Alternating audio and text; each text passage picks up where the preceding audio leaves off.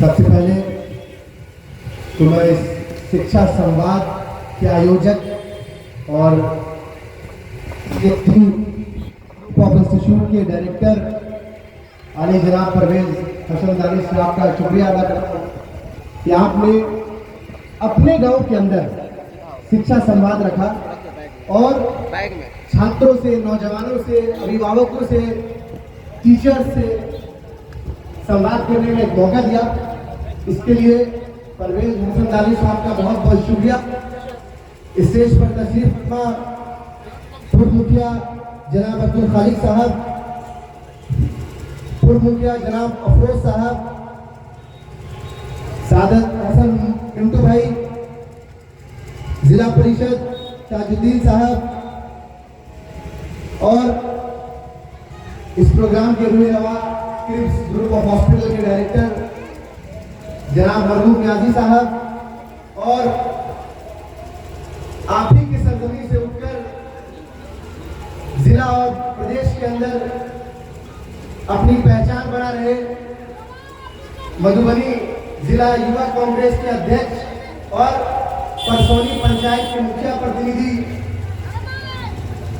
अजीज दोस्त जनाब शाहिद भाई, सामने गालिब भाई है, इमरान भाई है, तमाम लोग हैं। नाम लेंगे तो बड़ा लंबा वक्त निकल जाएगा,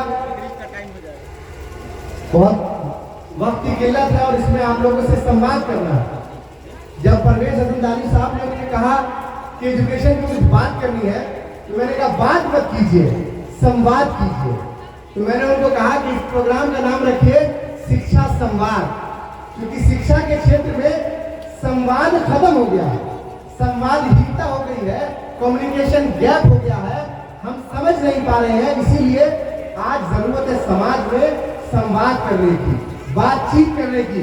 एक तरफा नहीं होना चाहिए, कुछ हम बोले आप सुनिए, कुछ आप बोले और हम सुने, तो इससे संवाद स्थापित होता है। और जब भी संवाद होता है तो उस संवाद का एक बेहतर परिणाम आता है। साथियों, परवेज भाई ने पीएचडी ग्रुप ऑफ इंस्टीट्यूशन को स्थापित किया है। इनके लिए मैं यही कहूंगा, एक शेर के साथ मैं इनकी हौसला अफजाई करना चाहता हूं कि सुनहरे ख्वाब लेकर आ रहे हैं, सुनहरे ख्वाब लेकर आ रहे हैं, नए अहबाब लेकर आ रहे हैं, सुनहरे ख्वाब लेकर आ रहे हैं, नए अहबाब लेकर आ रहे हैं। हमें कतरा समझने वालों, हमें कतरा समझने वालों, देख लो हम शिक्षा का सैलाब लेकर आ रहे हैं।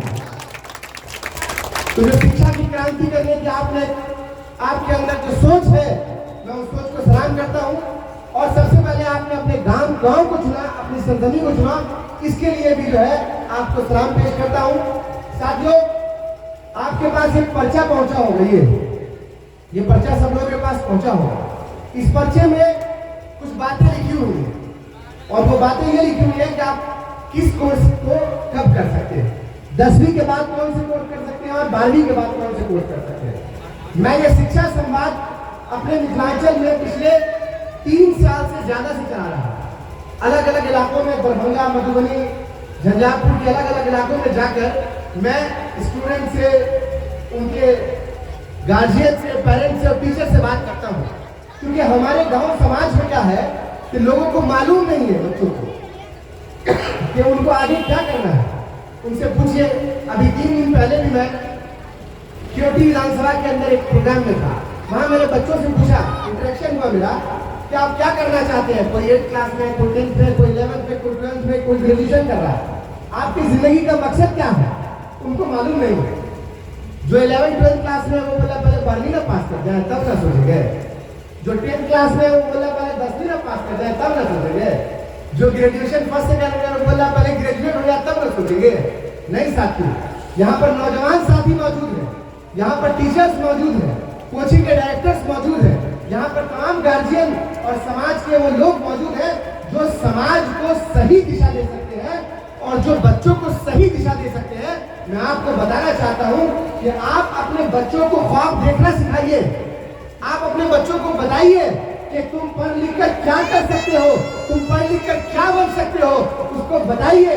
किसी डॉक्टर की तस्वीर दिखाइए उसको, किसी अच्छे अस्पताल की वीडियो दिखाइए उसको, किसी इंजीनियर की तस्वीर दिखाइए, कोई हाई राइज बिल्डिंग दिखाइए उसको, सुप्रीम कोर्ट और हाई कोर्ट की तस्वीर दिखाइए उसको, जजेस की शक्लों को दिखाइए, ताकि वो समझे कि एक दिन पढ़ लिख कर मैं भी एक अच्छा डॉक्टर बन सकता हूँ, एक अच्छा इंजीनियर बन सकता हूँ, एक अच्छा वकील बन सकता हूँ, मैं जज बन सकता हूँ। उसको बताइए।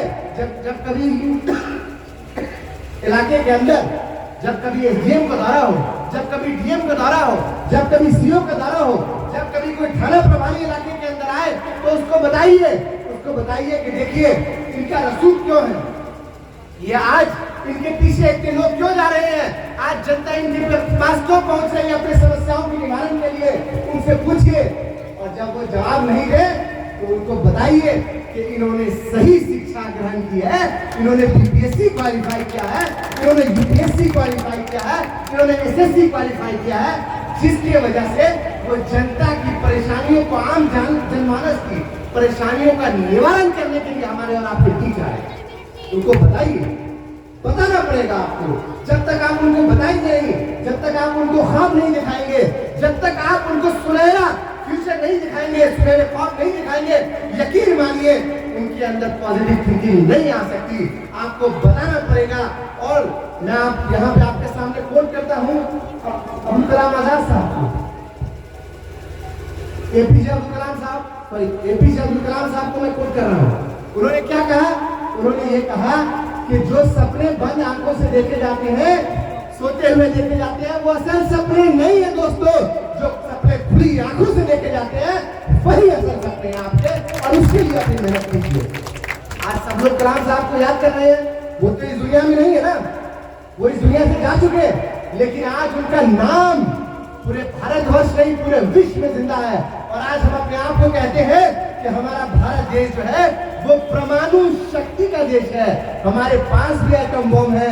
आज होड़ लगी हुई है इस विश्व के अंदर ये बताने के लिए कि कौन कितना ताकतवर है, और उसके ताकत का अंदाजा न्यूक्लियर पावर से किया जाता है। वो किसने दिया?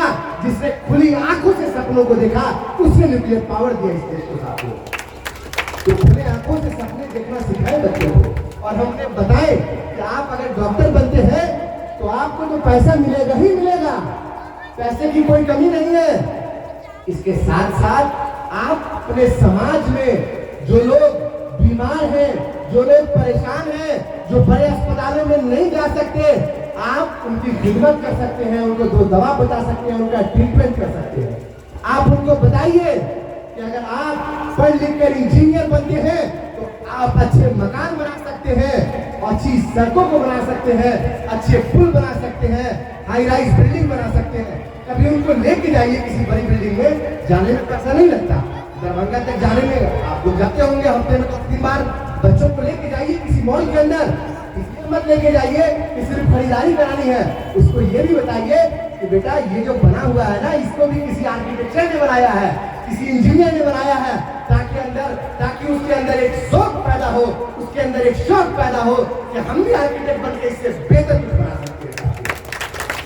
जब कभी आप एक्सप्रेस वे से गुजरिए तो उसको बताइए कि बेटा देखो गाड़ी 100 की स्पीड में अगर चल रही है, बस से ही जा रहे हो, ऑटो से ही जा रहे हो, तो उसको दो रास्तों के बीच में कंपेयर करना सिखाइए। उसको बताइए कि देखो वो रास्ता है जिसमें 100 की स्पीड में चल रहे हैं, तो किसी पे 40 में चल रहे हैं, इसके अंदर क्या फर्क है, इसके अंदर उसके कंस्ट्रक्शन का फर्क है, उसके मटेरियल का फर्क है, उसके अंदर ये चीजें डालिए। ये चीज कोई भी डाल सकता है, इसके लिए जरूरी नहीं कि पेरेंट्स का, माँ बाप का बहुत पढ़ा लिखा होना जरूरी है। ये तो कोई भी इंसान अपनी सोच से बता सकता है कि अगर कोई अच्छा इंजीनियर आएगा तो अच्छी सड़क बनेगी, कोई अच्छा इंजीनियर आएगा, आर्किटेक्चर आएगा तो अच्छा मकान बनेगा, अच्छी बिल्डिंग, अच्छे मॉल बन सकते हैं।